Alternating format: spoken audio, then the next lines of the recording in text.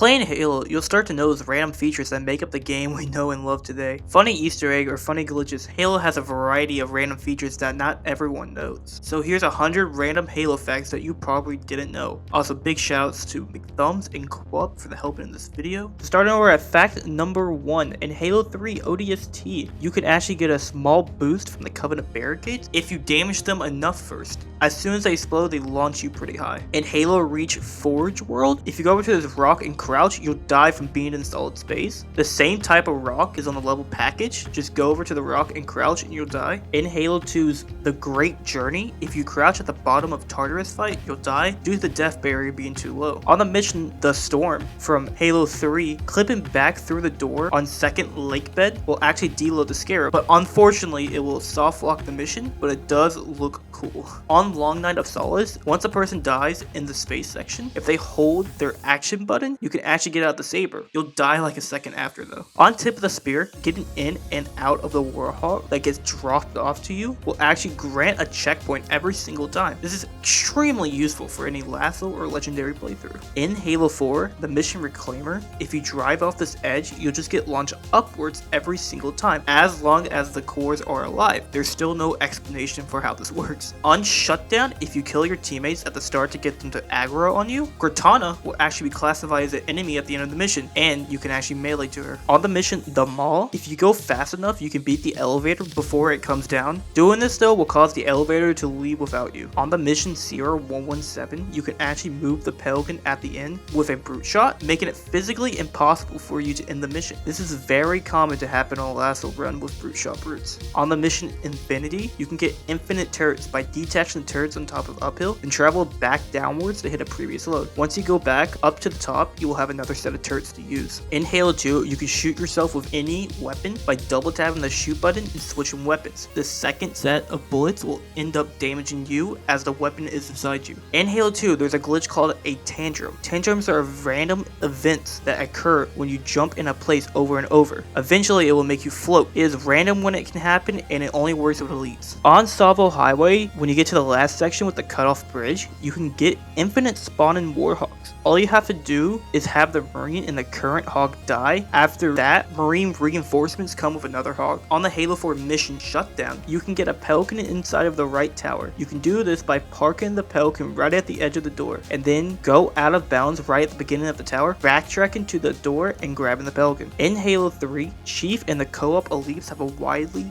different hitboxes. This means certain aspects of the game can be affected differently. For example, Chief can get launched by boxes while elites can't. In the game files for Halo Combat Evolved, Master Chief is listed as a cyborg. On the mission Dawn, if a player dies right before another player hits the end cutscene, you'll get this weird third-person view of the cutscene. On the mission Nightfall, right at the start, if a player jumps on top of this rock, their legs will start glitching out and makes it look like a crab, which is absolutely hilarious. Also in Nightfall, there's a hidden Banshee that not a lot of people talk about. The reason is because it's all the way out of the map right over here. And yes, you can fly with it. When Halo CE came to PC on the Gearbox port in 2003, the game's multiplayer had weapons and more maps added to them. One of these weapons was the Flamethrower. In the game's development, it was supposed to be on the level keys, as you can see in this clip. In Halo 2, the aggro of your allies is based off siege, as you can see here. The timing when the Marines will become aggro is different each time you load the mission. Sometimes after a cutscene, the game can't load in the next area properly. So this is what it looks like if it happens. Like the Flamethrower in CE, there's actually a Falcon planned to release with Halo 2, but ended up getting cut. You can see that in the game files here. On the mission NMPD HQ, if you kill the last Phantom way too fast, the mission will soft lock and the mission won't end. In Halo 3, sticking the Phantom and Pelican can actually kill the pilots, causing them to fall flat. You can launch yourself with a Banshee and a rocket launcher by flipping the Banshee and shooting one wing while standing on another. In Halo 2, you can throw 2 grenades at once. All you have to do is have a weapon that overcharges, like a plasma pistol, beam rifle, or plasma rifle. As soon as the gun overheats, wait a second, and then you can throw 2 nades back to back with no cooldown on the first nade. On the mission Assault on the Control Room, you can get back into the Pelican if you throw a nade and hold down your action button. You can be dead and alive at the same time in Halo 2 by doing a glitch called AUP. For an explanation on how this glitch works, go to Hearts or Mr. Monopoly's YouTube channel or streams to find out. But as you can see here, we're inside a dead body that can be sent through walls. Guns, or the cool guy from Armory, has different dialogue right before he dies depending on the difficulty that you're playing on, as shown in this clip right here. In Halo 4, you can actually shoot yourself with any weapon by shooting any surface of the walls. Bullets will ricochet and hit you. In Halo Reach Co-op, if you die on a dynamically moving object, such as an elevator, your body will become a station part of the map. You can stack bodies in an elevator until you hit an entity cap, which causes any future spawning entities to not properly load in. In Halo Reach, if you get the right amount of damage on an invincible vehicle, you can destroy it. On the mission Exodus, you can circumvent the kill scripts the game puts on you after betraying your teammates inside of the Falcon. In order to perform this, as soon as you get the Marines angry at you, the host of the match needs to quit out of the game. If done at the exact right time, you will be booted out of the Falcon and your inventory will be reset 7 times while the game progresses without you in the Falcon. In Halo Reach Long Night of Solace, you can splatter the Phantoms, and if you get high enough damage on a splatter, you can kill the pilot, which partially softlocks the wave. You'll have to wait for an anti-softlock timer in order to progress. On the mission Quarantine Zone, once you get to the Gondola, you can turn black, green, red, pink, blue, cyan, yellow, gray, plus a lot more other colors, by standing here on this piece of glass. Just like the guns dialogue from Halo 2, the grunt has a different animation on the Delta Halo cutscene depending on the difficulty you're playing on. In Halo 2, there's a glitch called a melee cancel, where you cancel your melee and still get the launch from the melee, which sends you past the enemy, seen in the clip here. In Halo 3, if you flip the dumpster over and have 2 people spam jump in them, you'll start flying. So yes, you can fly around with a dumpster in Halo 3. You can kill yourself on this couch seen on Cairo Station here. You can become invincible on the mission Oracle by launching upwards through this elevator, which is extremely useful for a lasso or legendary run. On Halo 2 Classic, or the original Xbox, if you grab the Envy Skull on Delta Halo and get a checkpoint anywhere and save and quit and restart the game, when you load back into the level, you'll have infinite camo. Once again, on Halo 2 Classic, if you bump into a specific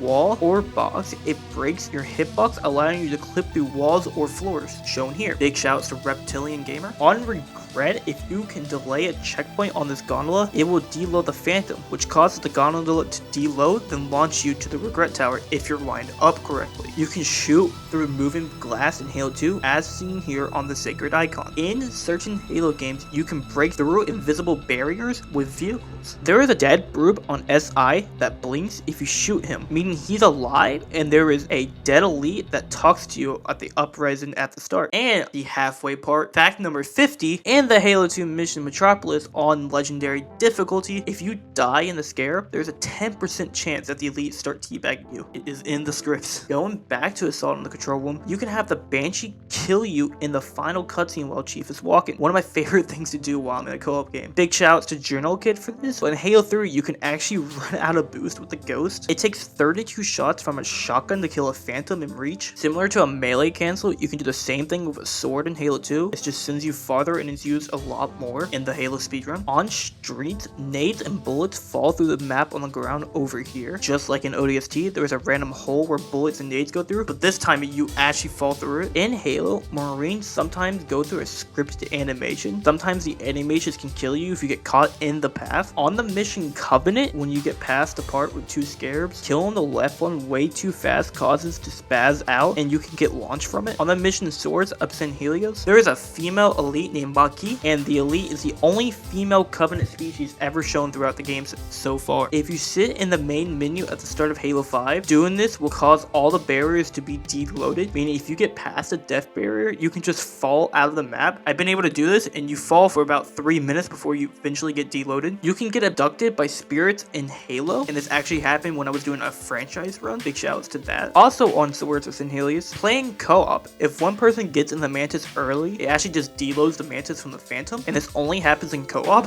On the mission Hide Charity, flying over to this corner of the map, there's a button that you can activate, but it does nothing. If 2 players hit the button on the same time of Composer, it deloads the next section, causing you just to die over and over again. Skipping this cutscene too fast on Coastal Highway causes the Warhawks just to freak out. On Shutdown, the gondola ride, having 2 people press this button at the same time causes 1 player to be invincible. It even breaks death barriers, so you can just fall right through them. In Halo CE, you can double melee by meleeing, then throwing a grenade, then meleeing again. In Halo 5, you don't normally get boosted upwards by a nade, but if you hold ground pound after an explosion, you can do a nade jump in Halo 5. When the giant AI appears of Governor Sloan, there's an invisible box that's in him, and you can jump into it and clamber on it, so in a way, you're inside Governor Sloan. Not a lot of people know this, but you can grenade jump with a pulse nade. In Halo 3 and ODST, you can get launched by cones. It's easier to do on ODST, since ODSTs are way lighter than Spartans. In Reach, you can swap armor abilities to fully recharge any ability. Halo 5 also has a Dead and Alive glitch similar to Halo 2's. This one's caused by going through a field that makes you invincible while you're already down. The game gets confused, it just makes you stay down. At the end of Coastal Highway, 2 rapes come to shoot at you during the holdout section. There's